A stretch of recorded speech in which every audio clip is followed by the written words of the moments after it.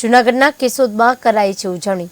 શેરગઢ ગામે કેશવ કલીમલ હારી બાપુની પુણ્યતિથિમાં 42મી પુણ્યતિથિની ધામધૂમપૂર્વક ઉજવણી કરાઈ છે। ધાર્મિક કાર્યક્રમમાં મેળાનું સુંદર આયોજન કરાયું। સમૂહ પ્રસાદી જેવા અનેક ધાર્મિક કાર્યક્રમો યોજાયા હતા।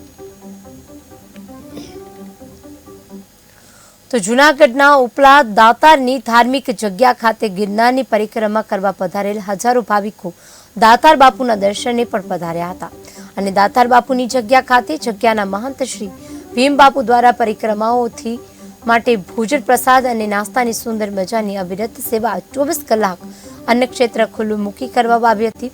આ તકે સીડી પર ચડતા રસ્તામાં પણ ચા પાણી નાસ્તાની સુંદર મજાની વ્યવસ્થા દાતાના સેવકો સંભાળી રહ્યા હતા। આમ છેલ્લા 2 દિવસમાં 50,000થી વધુ યાત્રિકોએ દાતાર બાપુના દર્શન કરી અને મહાપ્રસાદનો લાભ લીધો હતો।